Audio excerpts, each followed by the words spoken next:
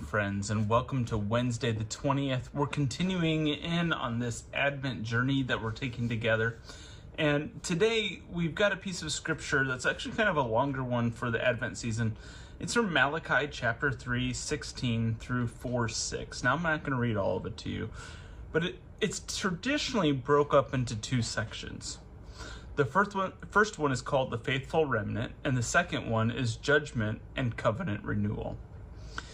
The faithful remnant part reminds us that there will always be people who are leaning towards God's will, leaning towards God's direction, leaning towards what God is doing with and through God's people. To say that you're a faithful remnant would often imply that you have been dedicated to that cause and that purpose. I think that's important for many of us as Christians today because many people have always thought and will continue to think that the world has kind of forgotten its Christian roots or its Christian ways. And for many of us who come to church regularly as a part of our personal lives, our spiritual lives, that find the foundational work of Jesus compelling, as I know I do and as I know many of you do, it can feel like a faithful remnant. But one of the things that comes after that is that commentary on judgment and covenant.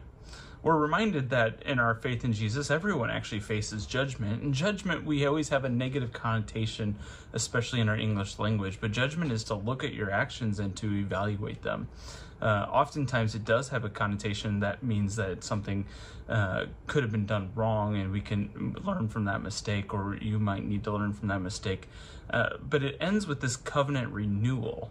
And so even though there might be consequences for our actions that are negative, at least in our perception, there's an understanding that the intention is for covenantal renewal. And a covenant is a relationship.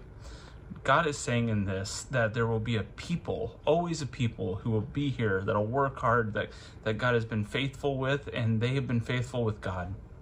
And those people, even though the people will always face judgment, it's always in order to bring people to that space of covenantal renewal. And we find that in Jesus.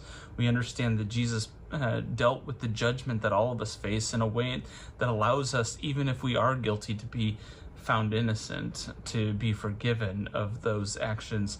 And that we, as the faithful remnant, our purpose is to be aligned with Jesus's mission so that we might help in that salvation process for many. And so though it's a complicated journey of faith that leads us here, and the work might not always be glamorous, it is worthy and holy, as it reminds us of the covenant between God and his people, until such time that we are as numerous as